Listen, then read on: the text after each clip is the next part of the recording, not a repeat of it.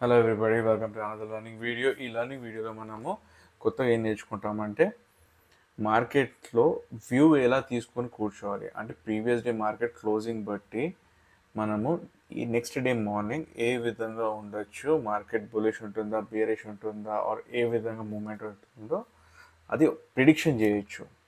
అంటే 100% రైట్ ఉంటామని కాదు, కానీ ఒక బేసిక్ వ్యూ వస్తుంది మనకి. ఈ విధంగా మనం ట్రేడ్ తీసుకుందాము అని చెప్పి ఒక క్లారిటీతో మార్కెట్లో పొద్దున పొద్దున కూర్చోవచ్చు మనం. సో అది స్టార్ట్ పెట్టే ముందు ఒకసారి ఈరోజు మార్కెట్ చూద్దాము. నిఫ్టీ 50 ఏ విధంగా వర్కౌట్ అయిందో. ఈరోజు సెన్సెక్స్ ఎక్స్పైరీ ఉండే, so market mostly side yj ఉండింది.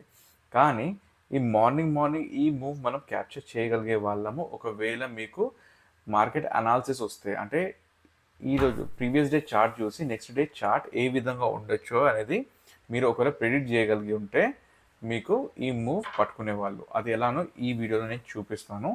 And at the same time ఆ తర్వాత మనం ఏదైతే స్ట్రాటజీ ఎప్పుడు డిస్కస్ చేసుకున్నాం కదా already, 10 EMA and VWAP strategy, అది చూద్దాము పనిచేసిందో లేదో ఈరోజు. సో ఇక్కడ మీరు ఈ లైన్స్ చూస్తే బ్లూ లైన్ వచ్చేసి 10 EMA ఇక్కడ, అండ్ ఈ రెడ్ లైన్ వచ్చేసి 20 EMA. చార్ట్ వచ్చేసి 5 minutes టైం ఫ్రేమ్లో ఉంది. ఈ రోజు డే 26. అండ్ ఇక్కడ స్టెప్ లైన్ ఏదైతే కనిపిస్తుంది కదా మీకు, స్టెప్ వైజ్ గ్రీన్ లైన్, అది వచ్చేసి volume weighted average price VWAP. అయితే దీన్ని బట్టి మనకి ఏ విధంగా ట్రేడ్ దొరికిందో చూద్దాము. సో ఇక్కడ మనకి బేరిష్గానే ఉంది. ఈ ట్రేడ్ అయితే మీరు పట్టుకోలేదేమో అనుకుందాము. యాజ్ పర్ మన స్ట్రాటజీ VWAPకి మార్కెట్ చాలా దూరంలో ఉందని చెప్పేసి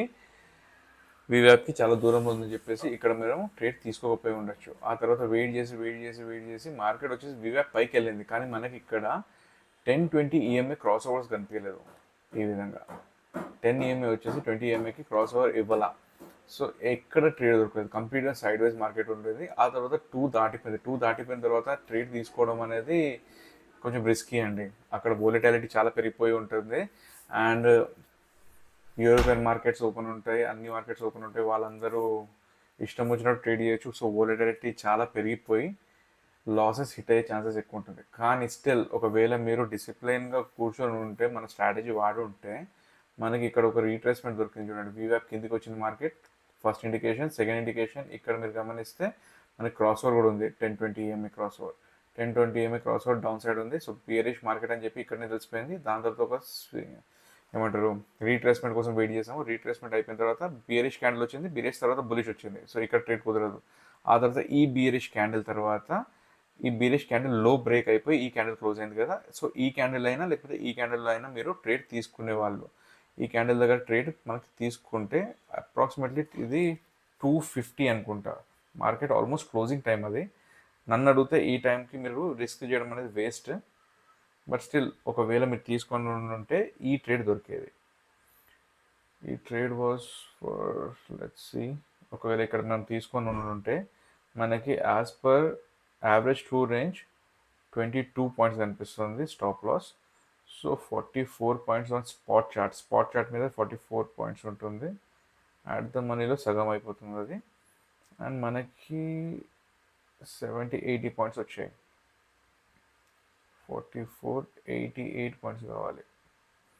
సో ఆల్మోస్ట్ దగ్గర మనకి టార్గెట్ వచ్చేది ఒక 39 or 38 పాయింట్స్ మీకు స్పాట్ అది ఆప్షన్స్ చార్ట్లో మీరు సంపాదించుకునే ఆపర్చునిటీ ఉండే. కానీ 2 తర్వాత మార్కెట్లో ట్రేడ్ చేయకండి, చాలా రిస్కీగా ఉంటుంది. బట్ స్టిల్ ఇది కాకపోయినా ఈ మూవ్ని ఎలా పట్టుకునే వాళ్ళు, ఈ మూవ్ వచ్చేసి ఒకవేళ మీకు అనాలిసిస్ చేయడం వచ్చి నెక్స్ట్ డే మార్కెట్ ప్రిడిక్షన్ చేయడం వచ్చి ఉంటే ఈ మూవ్ మీరు పట్టుకునే వాళ్ళు. అండ్ ఇంకొకటి, ఇక్కడ నేను గ్యాప్ అని రాసుకుని ఒక బాక్స్ పెట్టుకున్నాను కదా, ఆ బాక్స్ ఏం లేదండి. 14th August నాడు మార్కెట్ వచ్చేసి హ్యూజ్గా గ్యాప్ అప్ ఓపెన్ అయింది. ఇదిగోండి ఇక్కడ 14th August తర్వాత థర్స్డే అయిపోయిన తర్వాత మనకి లాంగ్ వీకెండ్ ఉండింది. Friday, Saturday, Sunday 3 days holidays ఉండినాయి. ఆ తర్వాత మండే రోజు మార్కెట్ ఓపెన్ అయ్యేది ఈ పాయింట్ దగ్గర, చాలా పైకి హైలో ఓపెన్ అయింది. అండ్ ఈ గ్యాప్ అనేది మిగిలిపోయింది. సో మార్కెట్లో ఎప్పుడైనా గుర్తుపెట్టుకోండి, గ్యాప్స్ ఉన్నాయనుకోండి, ఆ గ్యాప్స్ కంప్లీట్గా ఫిల్ చేయడానికి 100% మార్కెట్ వస్తుంది, ఎట్టి పరిస్థితుల్లో వస్తుంది. కాకపోతే అది నెక్స్ట్ డే అయినా రావచ్చు, 3 days తర్వాత అయినా రావచ్చు, వారం తర్వాత అయినా రావచ్చు, నెల తర్వాత అయినా రావచ్చు, ఎప్పుడైనా రావచ్చు. కానీ ఖచ్చితంగా గ్యాప్ ఫిల్ చేయడానికి అయితే మార్కెట్ వస్తుంది. సో ఇలా గ్యాప్ అనేది చెప్పేసి నేను ఒక బాక్స్ పెట్టుకొని కూర్చుంటాను. సో మార్కెట్ ఇక్కడ 18th నుంచి ఆ గ్యాప్ పైన భాగం నుంచి సపోర్ట్ తీసుకొని మార్కెట్ పైకి మూవ్ అయింది. ఆ తర్వాత ఫైనల్గా ఆన్ ఫ్రైడే 22 ఆగస్టు నేనేమనుకున్నాను, ఆల్మోస్ట్ దగ్గరకు వచ్చింది కదా, ఈసారి బ్రేక్ చేస్తుందేమో అనుకున్నాను, కానీ ఇక్కడ ట్రాప్ చేసి పైకి వెళ్ళిపోయింది. ఆ తర్వాత ఈ మూవ్ కిందికి వచ్చింది. ఈరోజు మూవ్ వచ్చేసి కిందికి వచ్చింది అండ్ గ్యాప్ ఫిల్లింగ్ చేసింది ఈరోజు ఫైనల్గా. సో ఈ మూవ్ ఎలా పట్టుకుంటారు మరి? సో నేనేం చెప్పాను, ఇక్కడ 22 ఆగస్ట్ నాడు గ్యాప్ ఫిల్ చేస్తుంది నెక్స్ట్ డే అని చెప్పేసి నాకు ఎందుకు అనిపించింది అని, అంటే గ్యాప్ ఫిల్ చేసిందని నేను అనుకున్నాను, కానీ ఎందుకు చేయలేదు? ద రీజన్ ఈజ్, ఇక్కడ మీరు గమనిస్తే వీవ్యాప్ దగ్గర సపోర్ట్ తీసుకొని ఇక్కడ సెల్లింగ్ అయింది మార్కెట్లో ప్రీవియస్ డే 22 ఆగస్ట్ నాడు. మీరు ఇక్కడ గమనిస్తే సెల్లర్స్ కూర్చొని ఉన్నారు. So F and futures and options అంటే జీరో సమ్ గేమ్. ఎవరైనా లాస్ తీసుకుంటే అవతల వాడికి ప్రాఫిట్ అవుతుంది. సో ఇప్పుడు ఫర్ ఎగ్జాంపుల్ ఒకరికి ప్రాఫిట్ వస్తుందంటే ఒకరు లాస్ చేస్తున్నారు, ఆ లాసే వాళ్ళ ప్రాఫిట్ అవుతుంది. సో ఆ విధంగా ట్రాపింగ్ నడుస్తుంటుంది. సో ఇక్కడ ఎవరైతే సెల్లింగ్ చేసి కూర్చున్నారో వీళ్ళని ట్రాప్ చేస్తేనే అవతల వాడికి ఎవరికైనా ప్రాఫిట్ వస్తుంది. సో వీడిని ట్రాప్ చేద్దామని చెప్పి నెక్స్ట్ డే మార్నింగ్ ఏం చేశారు, వీళ్ళు గ్యాప్ అప్ ఓపెన్ చేసి మార్కెట్ని పైకి పుష్ చేశారు. ఆ తర్వాత పైకి పుష్ చేసినా నాకు తెలిసి ఇక్కడ వాల్యూమ్ అంటే జనాలు సరిపోలేనట్టున్నారు, ఆర్డర్స్ ఫిల్ అవ్వట్లేదేమో, అందుకే మళ్ళీ డౌన్ మూవ్ ఇచ్చేసిన తర్వాత ఇక్కడ డౌన్ మూవ్ వస్తుందని చెప్పి ఫ్రెష్ సెల్లర్స్ ఇక్కడ యాడ్ అయ్యారు. ఆ ఫ్రెష్ సెల్లర్ని కోసి మార్కెట్ని పైకి పుష్ చేశారు. ఇది జరిగింది ట్రాపింగ్. ఆ తర్వాత నెక్స్ట్ డే 25th రోజు మీరు చార్ట్ని గమనిస్తే మంచి బయింగ్ జరిగింది. సో ఇక్కడ బై చేసిన వాడు స్టాప్ లాస్ ఇంచుమించుగా ఇక్కడెక్కడనో పెట్టుకుంటాడు, డే లో అయినా పెట్టుకుంటాడు, లేకపోతే ప్రీవియస్ డే లో దగ్గర అయినా పెట్టేసుకుంటాడు. ఒకటి. సెకండ్ థింగ్, ఇక్కడ మన లాంటి వాళ్ళు ఏంటి, నేనైతే ఇప్పుడు క్యారీ ఫార్వర్డ్ చేయను, కానీ ఒకవేళ క్యారీ ఫార్వర్డ్ చేసే వాళ్ళు ఎవరైతే ఉంటారో వాళ్ళు ఈ పాయింట్ దగ్గర ఎంటర్ అయ్యి ఉంటారు. వీవ్యాప్ పైన వెళ్ళింది అండ్ ఈఎంఏ పైన ఉంది కదా అని చెప్పేసి ఇక్కడ బయింగ్ చేసి ఉంటారు. అండ్ ఈ స్వింగ్ దగ్గర, ఈ లో దగ్గర స్టాప్ లాస్ పెట్టుకుని ఉంటారు కొంతమంది. అండ్ దాని తర్వాత మళ్ళీ మార్కెట్ ఇక్కడ రీట్రేస్మెంట్ ఇచ్చిందని చెప్పేసి ఈ పాయింట్ దగ్గర కూడా కొంతమంది ఎంటర్ అయ్యి ఉంటారు. వాళ్ళు మళ్ళీ సెకండ్ రీట్రేస్మెంట్ అనుకుని చెప్పేసి ఇక్కడ కొంతమంది మళ్ళీ ఫైనల్గా ఎంటర్ అయ్యి ఉంటారు. సో ఇక్కడ ఈ చార్ట్ని మీరు గమనిస్తే మీకు సెల్లర్స్ ఎక్కడ కనిపించట్లేదు, ఓన్లీ బయర్సే ఉన్నారు. మార్కెట్ పైకే పుష్ అవుతుందని చెప్పేసి ప్రతి ఒక్కరు బై చేసుకుని కూర్చున్నారు. అండ్ వాళ్ళ స్టాప్ లాస్ ఆల్మోస్ట్ ఇక్కడ లేకపోతే ఇక్కడ లేకపోతే ఇక్కడ ఉంటుంటాయి. అండ్ సెల్లర్స్ వచ్చేసి ఎవరు లేరు కాబట్టి సెల్లర్ స్టాప్ లాస్ అసలు లేవు. సో ఇప్పుడు ఇలాంటి చార్ట్ అయిపోయిన తర్వాత నెక్స్ట్ డే మనకి మార్నింగ్ డబ్బులు సంపాదించాలి అనుకుంటే, డబ్బులు రావాలి అంటే వీళ్ళ స్టాప్ లాసెస్ హిట్ అయితేనే, వీళ్ళ స్టాప్ లాస్ హంటింగ్ చేస్తేనే మనకి ప్రాఫిట్ వస్తుంది. సో ఆ స్టాప్ లాస్ హంటింగ్ కోసం ఏం చేస్తారు, మార్కెట్ని హ్యూజ్గా గ్యాప్ డౌన్ ఓపెన్ చేపిస్తారు బిగ్ మనీ వాళ్ళు. ఎవరి దగ్గర అయితే బాగా వేల కోట్లు ఉంటాయో వాళ్ళ చేతిలోనే నడుస్తుంటుంది మార్కెట్. సో వాళ్ళు ఏం చేస్తారు, వీళ్ళ స్టాప్ లాసెస్ తినడానికి బిగ్ గ్యాప్ అప్ ఓపెన్ చేస్తారు, గ్యాప్ డౌన్ ఓపెన్ చేశారు. ఇక్కడ first thing gap down opening. So ఈ పాయింట్ దగ్గర ఎవరైతే బై చేస్తారో వీళ్ళు స్టాప్ లాసెస్ సెట్ అయిపోయి వీళ్ళు స్టాప్ లాసెస్ బుక్ చేసుకున్నారు. దానివల్ల పెద్ద బ్లాక్ క్యాండిల్ అంటే రెడ్ క్యాండిల్ ఫామ్ అయింది ఇక్కడ.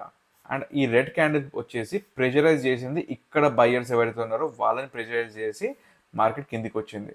అండ్ ఫైనలీ డేలో ప్రీవియస్ డే లో దగ్గరకు వచ్చింది కదా, అది కూడా బ్రేక్ అయిపోయింది.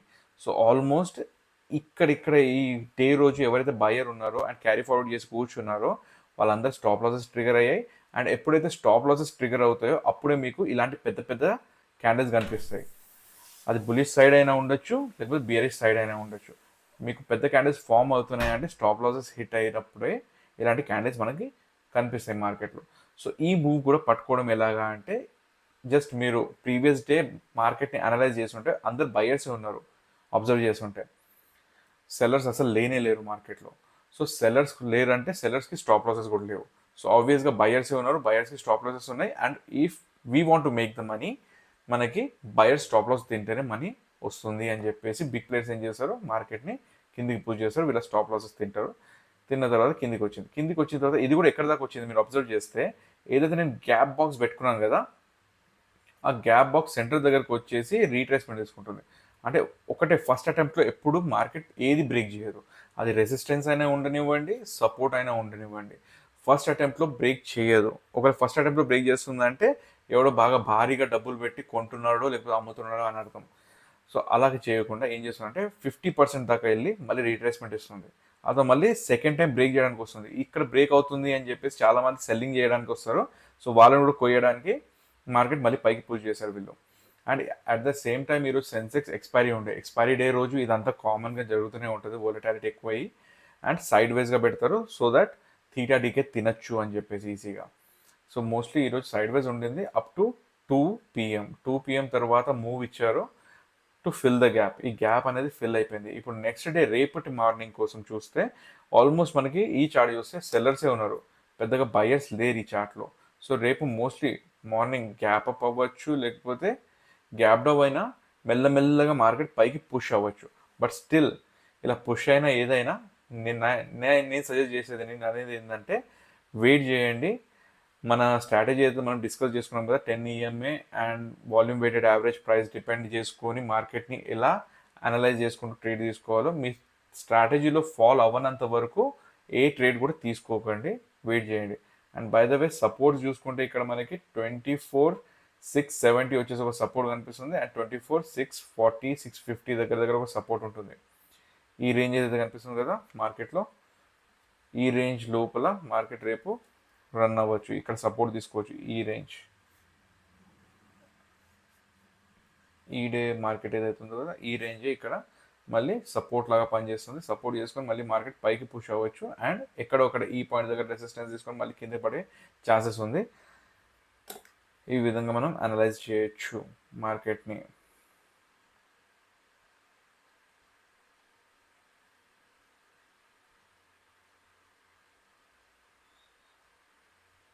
So that's all for this video. Hope you people understood something, gained something from this video. ఒకవేళ మీకు వీడియో నుంచి కొంచెమైనా ఇన్ఫర్మేషన్ ఏమైనా దొరుకుంటే like the video and do subscribe to the channel. And మీకు ఏమైనా డౌట్స్ ఉంటే కమెంట్లో రాయండి. Thank you. Bye bye.